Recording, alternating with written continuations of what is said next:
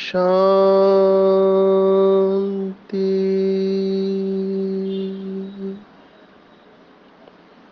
आज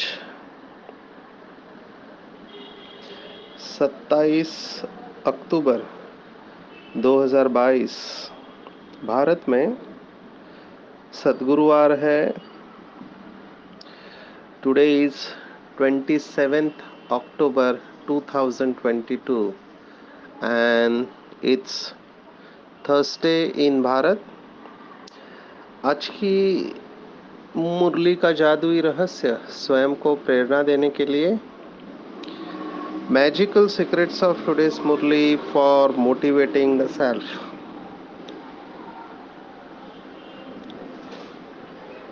आज की पूरी साकार मुरली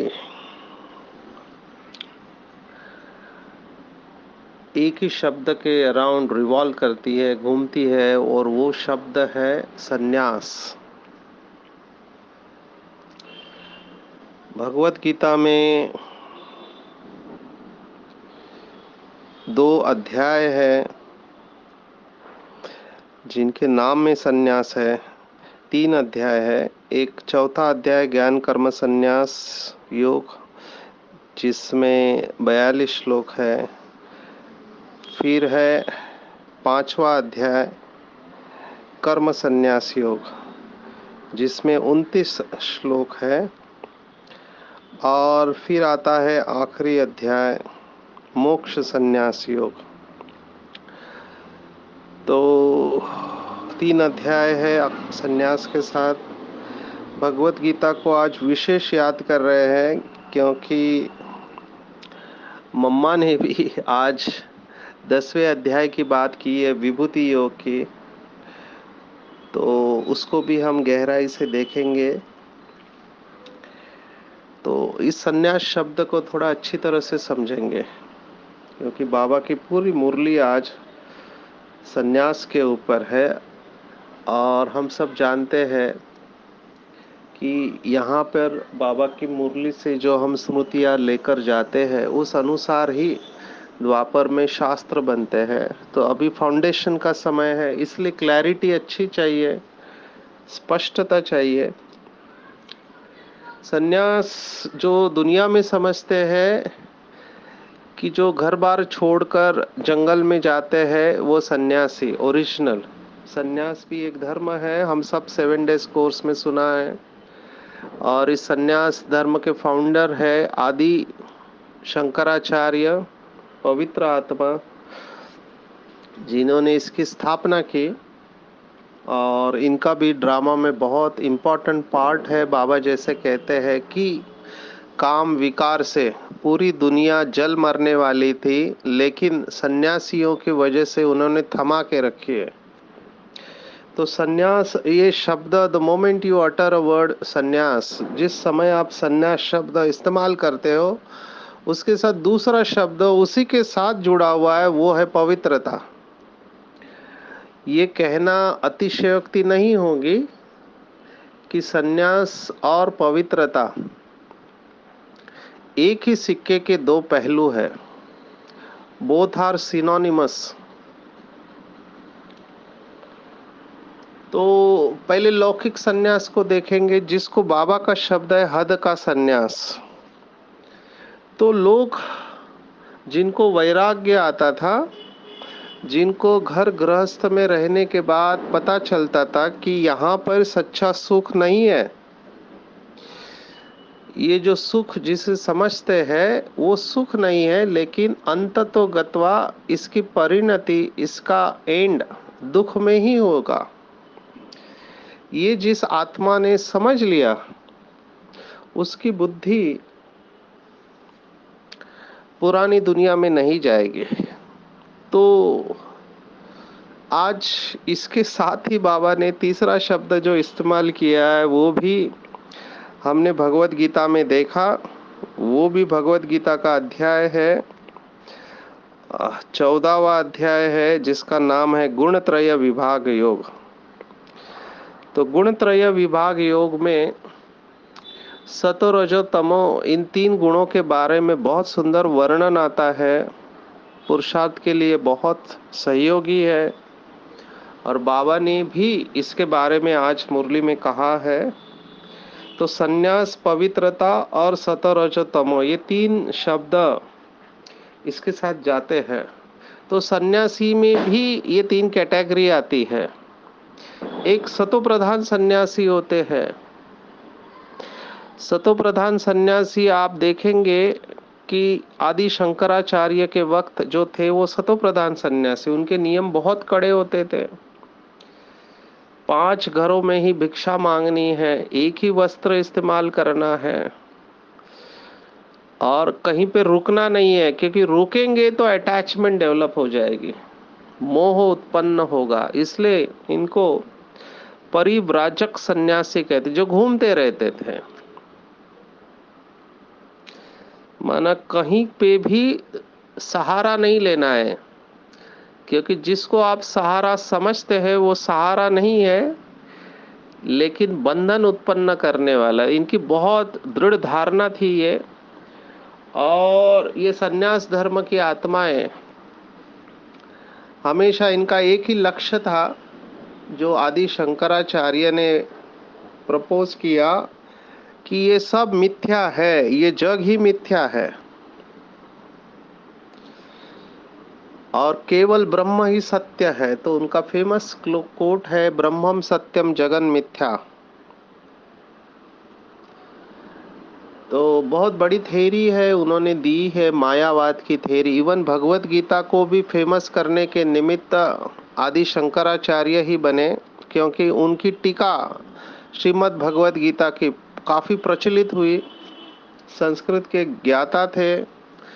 हम सब जानते हैं आदि शंकराचार्य की लाइफ हिस्ट्री बहुत इंस्पिरेशनल है। इसके ऊपर एक मूवी भी बना हुआ है। जिसको वैराग्य लाना है अपने अंदर, वो ये मूवी जरूर देखे या उनका चरित्र पढ़े, आदि शंकराचार्य, क्योंकि ये आत्मा वैराग्य के साथ ही पैदा हुई है। हम गए थे उत्तराखंड में, कैंपेन था मेरा उत्तराखंड नशा मुक्त उत्तराखंड। अभी उत्तराखंड कहाँ पर है? ऊपर हिमालय के बेस में। और कहाँ ये शंकराचार्य की आत्मा? केरल में। और उस समय तो ट्रेन, एरोप्लेन ऐसा कुछ नहीं था, पैदल ही चलना होता था, हाइट भी छोटी थी। लेकिन वहां पर हम गए उस स्थान पर जहां पर आदि शंकराचार्य ने बैठ के तपस्या की थे। तो उस स्थान पर बैठकर हमने वहां के वाइब्रेशन को फील किया कि कैसे उस समय इतनी कठिन परिस्थिति में, अभी भी वहां जंगल है, तो आप सोचो उस समय क्या हालत होगी।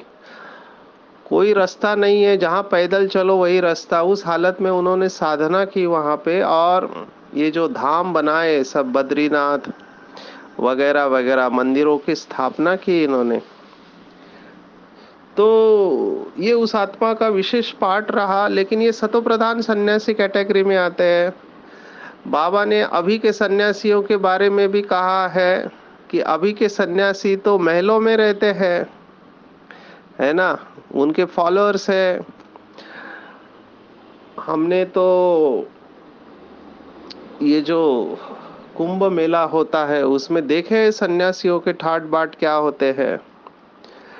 और बात मत पूछो, आप कहाँ तक जा सकते हैं। तो सतो रजो तमो इनमें भी होते हैं। हमने सिगरेट पीते देखा है, भांग चरस गांजा पीते हुए देखा है, शराब पीते हुए देखे हैं। तो इनमें भी तीन कैटेगरी होती है, सतो रजो और तमो। तो ये है सन्यासी। फिर कई लोग, बाबा ने कहा, सन्यास लेते हैं, वैराग्य आता है इसलिए जंगल में चले जाते, साधना करते, लेकिन फिर इनको पुरानी दुनिया फिर से याद आती है और वापिस आ जाते हैं। तो ऐसे भी सन्यासी है। तो सन्यासियों में भी तीन कैटेगरी है। नाउ लेट्स कम टू बाबा हमसे क्या चाहता है। बाबा हमको कहता है कि आप हो बेहद के सन्यासी। बेहद के सन्यासी। अभी प्रैक्टिकली देखा जाए तो हर एक घर बार छोड़ नहीं सकता है, खास करके माताएं घर बार छोड़ के नहीं जा सकती है। आपने अगर ऑब्जर्व किया होगा, जितने भी धर्म स्थापक है, धर्म स्थापक जितने भी है, आप द्वापर से शुरुआत करो तो इब्राहिम है, बुद्ध है, महावीर है, या क्राइस्ट है, या फिर मोहम्मद पैगंबर है, या सन्यास धर्म के शंकराचार्य है, गुरु नानक, ये सब पुरुष होके गए, कोई भी स्त्री धर्म स्थापक नहीं हुई है। ये भी नोट करने जैसी बात है। कोई भी स्त्री धर्म स्थापन नहीं किया उसने, क्योंकि वो घर बार छोड़ के जा नहीं सकती है। तो बाबा जो कहता है आधा कल्प माताओं बहनों को सेकंड स्टेटस दिया, इनफैक्ट एक मुरली में तो यहाँ तक कहा कि सतयुग से ही वो सेकंड स्टेटस चालू हो जाता है। नारायण फर्स्ट कहते हैं, तो वहां से ही, हालांकि उस समय भेदभाव नहीं होता है, लेकिन स्पष्ट भेदभाव द्वापर से पता चलता है जब बॉडी कॉन्शियसनेस होते हैं। तो आधा कल्प माताओं बहनों को सेकंड स्टेटस दिया गया और उनके द्वारा कोई भी धर्म स्थापन नहीं हुआ, और सन्यासियों ने पवित्रता के लिए उनको कहा कि ये नर्क का द्वार है,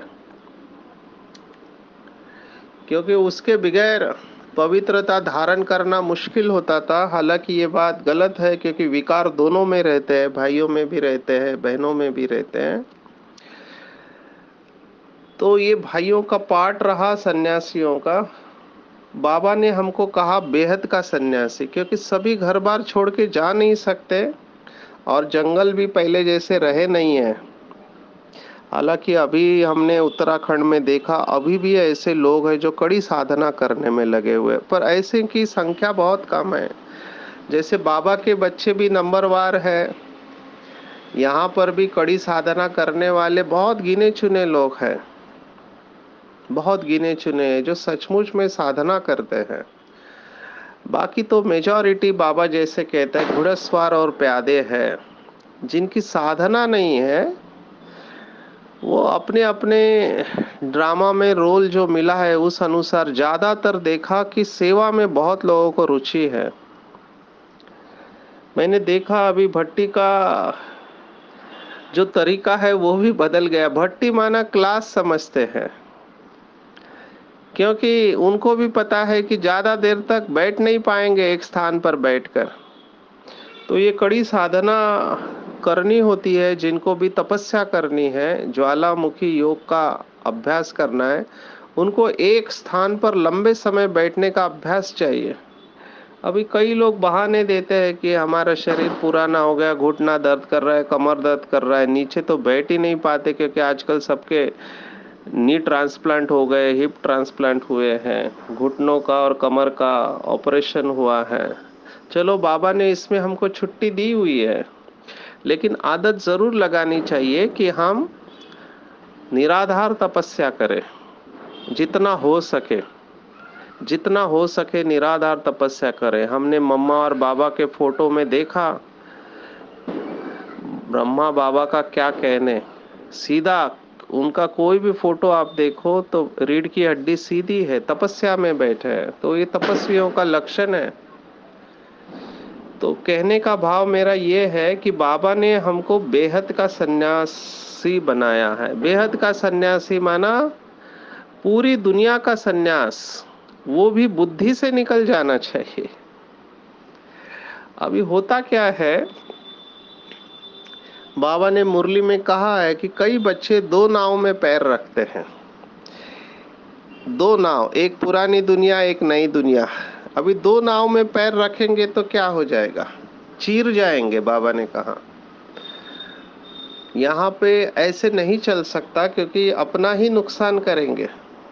ऐसे भी बाबा के बच्चे हैं। तो यहाँ पर भी बाबा ने जैसे कहा, महारथी घुड़सवार और प्यादे है।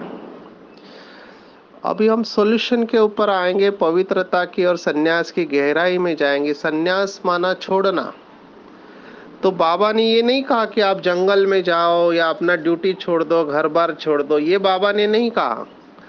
बाबा ने हमको कर्मों की गुह्य गति बताई है।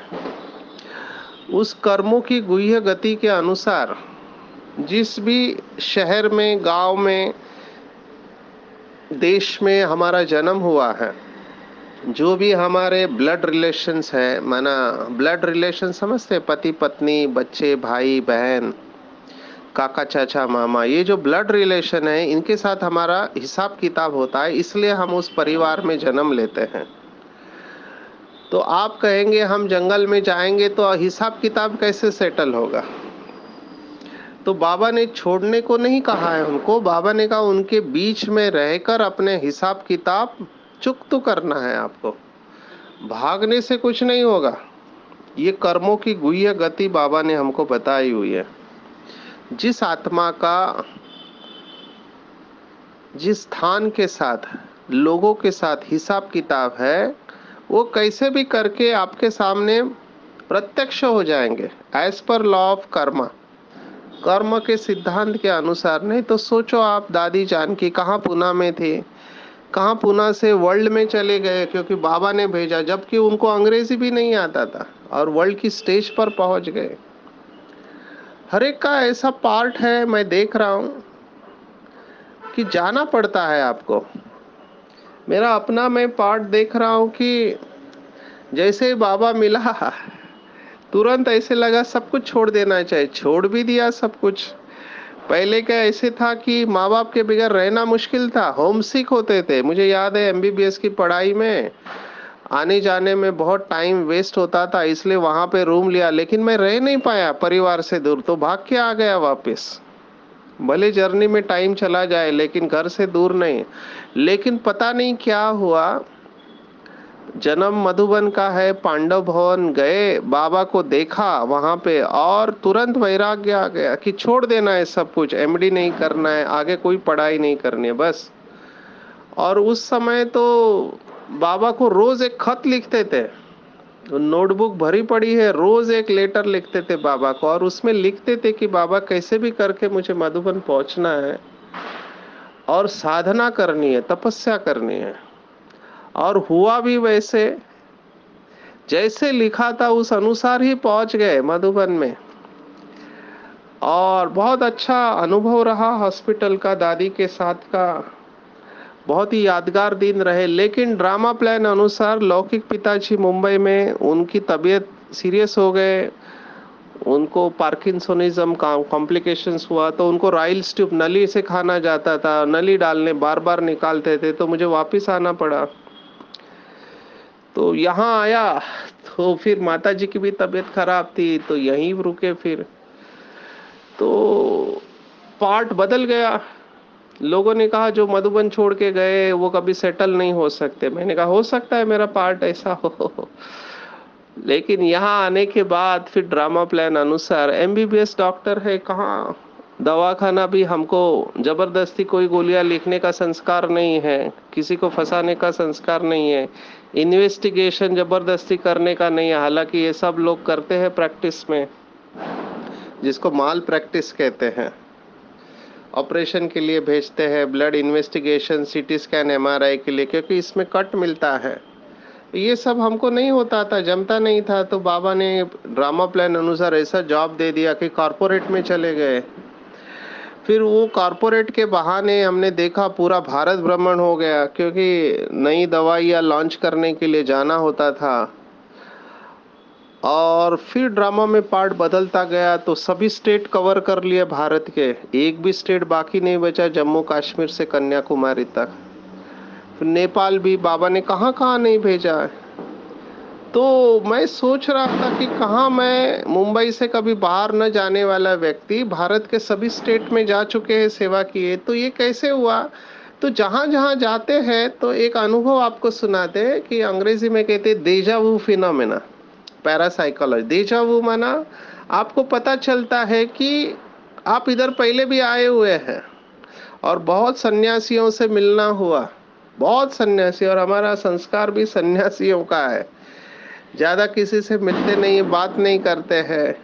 हमारे एक भाई थे गुजरात के, रोहित भाई, वलसाड़ में रहने वाले, तो मैं केवल मुरली सुनने आता था और चला जाता था। तो वो मुझे कहते थे, तू क्या कहाँ देख के जाता है, किसी से ओम शांति भी नहीं करता है। मैंने कहा क्यों करने का, बाबा को याद करने का। तो बोलते हैं तू ज्यादा दिन टिकेगा नहीं ज्ञान में, ऐसे मुझे बोलते थे वो। तो उनको भी अच्छा नहीं लगता था, ये किसी से मिलता नहीं जुलता नहीं। मैंने देखा कि मिलजुल के फिर कौन सी बातें करते, इधर उधर की फालतू बातें ही करते रहते, उसके बजाय बाबा की बातें करे, पुरुषार्थ करे, यही लक्ष्य होता था। तो बहुत कड़ी साधना किया, अभी भी वो संस्कार है। कभी रात भर जागते हैं, कभी एक बार बैठे तो मुरलियों को एक किताब पूरी कर देते हैं मुरलियों की, उसके नोट्स बनाते रहते, उसके पर चिंतन करते। तो ये सन्यास का संस्कार है। इसीलिए इतने सारे सन्यासी काशी में मिले, कहाँ हरिद्वार में मिले, जहाँ कभी मैं गया नहीं था। सभी सन्यासियों से मिलना हो रहा है, तो मैं सोच रहा हूँ कोई तो कनेक्शन है। तो ये सब आपको इसलिए बता रहा हूँ कि बाबा ने हमको कहा कि हिसाब किताब आपको चुकत करना है। और सबसे ज्यादा हमारे हिसाब किताब ब्राह्मण परिवार से होते हैं, क्योंकि हम सब 84 जन्म साथ में रहे हैं। तो कोई ना कोई कारण बनेगा। जिस भी सेंटर पर हम रहते हैं, फिर मधुबन है, ये सेंटर है, तो वहाँ की आत्माओं के साथ आपका हिसाब किताब है। तो वो आपको चुकतू करना है। वो जंगल में जाके आप चुकतू नहीं कर पाएंगे। मैं ये इसलिए सुना रहा हूँ कि इतना एक्यूरेट ये ड्रामा है। एक बार मधुबन के हमारे ज्ञान सरोवर के भाई बहुत अच्छे सेवाधारी थे, टू व्हीलर से आ रहे थे, तो घाट में रास्ते में उनका एक्सीडेंट हुआ और ऑन द स्पॉट शरीर छूटा। तो उस समय बाबा को पूछा, अव्यक्त बाबा को, कि बाबा ये तो बहुत अच्छा बच्चा था, बहुत सेवा करता था, बाबा ने उस समय मदद क्यों नहीं की, बचाया क्यों नहीं। तो बाबा का जवाब था कि उस आत्मा का उस ड्राइवर के साथ उसी स्थान पर हिसाब किताब था। इतना एक्यूरेट ड्रामा है। बाबा ने आज भी ये ड्रामा की बात कही है कि ब्रह्मा का रोल चेंज नहीं हो सकता। कोई कहे कि इस जन्म में ये ब्रह्मा है, अगले कल्प में दूसरा ब्रह्मा बने, नहीं, एक्यूरेट है।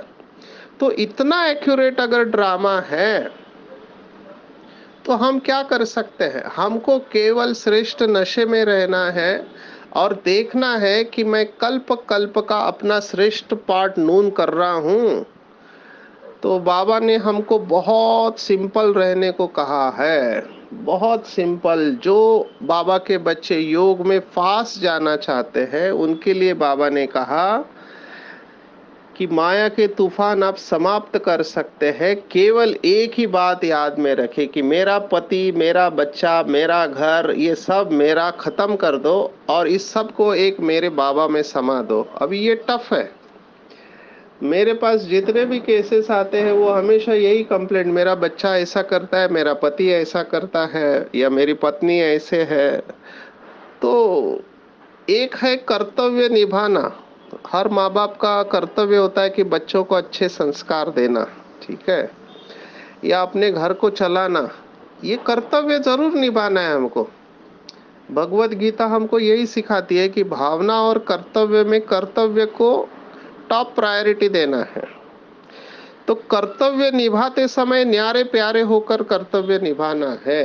बाबा का घर है, बाबा के बच्चे हैं, मैं निमित्त हूँ। तो मैं कई माताओं को ये कहता हूँ कि आपका बच्चा नहीं है, वो बाबा का बच्चा है और उसका अपना जर्नी है, वो अपने संस्कार लेकर आया है। आप कुछ नहीं कर सकते उसमें। वो कहते हमारे घर में किसी ने कोई नशा नहीं किया, इसको कैसे नशा हो गया। अभी वो उसके अपने संस्कार है ना, उसका अपना कर्म है, उसकी अपनी यात्रा है। इस जन्म में वो आपके साथ है, पति पत्नी बच्चा भाई बहन जो भी है वो। तो वहां पर डिटैच होना नहीं आता है। मैं ब्रह्मा बाबा का उदाहरण हर एक को देता हूँ। ब्रह्मा बाप का लौकिक बच्चा नारायण दाता, जिनका चेहरा ब्रह्मा बाप समान था। आप सोचो, साकार में ब्रह्मा बाप के बच्चे रहे हैं ना। शिव बाबा के प्रवेश करने के बाद भी बाबा के साथ में रहे। कहाँ, कराची से यहाँ आए और रॉयल फैमिली से थे, बहुत अमीर थे। लेकिन जब बेगरी पार्ट चला, रोज डोडा और छाछ, माना छाछ के साथ भाकरी या रोटी खानी पड़ी, तो उन्होंने बाबा को कहा कि बाबा हम सब पढ़े लिखे, हम बाहर से पैसा कमाते हैं यज्ञ के लिए। अब ये लॉजिकल प्रश्न है। ये कहानी उन्होंने खुद मुझे ट्रेन में सुनाई। जब हम मुंबई से आबू जा रहे थे तो मेरे सामने ही बैठे थे, तो मैंने उनको एक ही प्रश्न पूछा कि आपने बाबा का हाथ क्यों छोड़ा? तब उन्होंने ये कहानी सुनाई कि मैंने बाबा को ऑफर किया कि हम जॉब करते हैं, कुछ पैसा कमाते हैं, लेकिन बाबा का जवाब था नहीं, जो शिव बाबा खिलाएगा वही खाना है। अभी उनसे नहीं हुआ तो उन्होंने कहा हम नहीं रह सकते, तो बाबा ने उनको केवल रास्ते का भोजन और रेलवे का टिकट दिया। आप सोचो। और उन्होंने कहा मुंबई आए, रेलवे स्टेशन उतरे, वहां पर ही मुंह धोया, कहाँ जाए, फिर रिश्तेदारों के पास गया और फिर आगे का ड्रामा जो बनना था वो बन गया। शादी हुई फिर उनकी। तो ब्रह्मा बाबा कितना न्यारा और प्यारा रहा। तो हमको बाबा को फॉलो करना है, हमारा कर्तव्य जरूर निभाना है। बाबा ने कहा ना, अपने घर वालों को भी ज्ञान सुनाना है। आज बाबा ने ऐसा शब्द इस्तेमाल किया, मुझे बहुत हंसने को आया।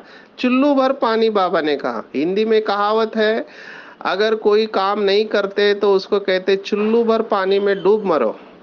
तो बाबा ने कहा बाबा के जो महारथी बच्चे वो ज्ञान गंगाए है। कल भी था, कन्या ने भीष्म पितामह को तीर मारा, तो ज्ञान गंगाए बह के सभी को पावन करने वाले हैं। तो गंगा नहीं तो तालाब नहीं तो नाला नहीं तो एक टुपका बाबा ने कहा। तो ये सब नंबरवार बाबा के बच्चे सभी समझा नहीं पाते ज्ञान को अच्छी तरह से। तो ये नंबरवार थे, हैं और रहेंगे। लेकिन मुझे हर एक के प्रति शुभ भावना रखनी है और अपना लक्ष्य ऊंचा रखना है कि मुझे कल्प कल्प का श्रेष्ठ पाठ नून करना है। मेरा अनुभव अगर आप पूछो तो मैं तो यही संकल्प रखता हूँ कि जहाँ सर्वशक्तिवान है वहाँ असंभव भी संभव हो जाता है। ये बहुत पावरफुल थॉट है, मुझे बहुत शक्ति देता है। असंभव भी संभव हो जाता है जहाँ सर्वशक्तिवान बाप है। तो सबसे मेरापन का बुद्धियोग हटा दो। मेरा घर नहीं बाबा का घर है, मेरा पति नहीं बाबा का बच्चा है, बाबा की बच्ची है, सब बाबा के है। मैं निमित्त हूँ, सेवा के लिए हूँ। और हर आत्मा की अपनी जर्नी है, मुझे हर एक को मर्यादा में रहते हुए सहयोग देना है। तो हम संपूर्ण अवस्था तक पहुँचेंगे। तो इसके ऊपर चिंतन करें कि कहीं मुझे पुरानी दुनिया खींचती तो नहीं। पुरानी दुनिया से कंप्लीट संन्यास करना है, संपूर्ण पवित्रता को धारण करना है। योग के सब्जेक्ट में नंबर लेना है। जब तक संन्यास नहीं बने तब तक नंबर नहीं ले सकते। हमने छठे अध्याय में देखा, छठा अध्याय है आत्म संयम योग, उसमें एक श्लोक आता है, सर्व संकल्प संन्यासी। संकल्प में भी त्याग कर देना है। मुझे कुछ नहीं चाहिए, मुझे कुछ नहीं चाहिए, मेरा कुछ भी नहीं है। जब तक ये अवस्था नहीं होगी तब तक योग में सर्वोच्च अवस्था को प्राप्त नहीं कर सकते हैं। और विशेष बाबा ने बताया, अलौकिकता संपन्न अगर बनना चाहते हो तो एक स्लोगन याद रखे, कम खर्च वाला नशीन। खर्चा कम, प्राप्ति शानदार, माना रिजल्ट अच्छे से अच्छी हो। बोल में भी, कर्म में भी खर्च कम हो, कम समय में ज्यादा काम हो, कम समय में ज्यादा काम, कम बोल में स्पष्टीकरण ज्यादा, संकल्प कम लेकिन स्पष्टीकरण ज्यादा हो, जैसे बाबा की मुरली होती है।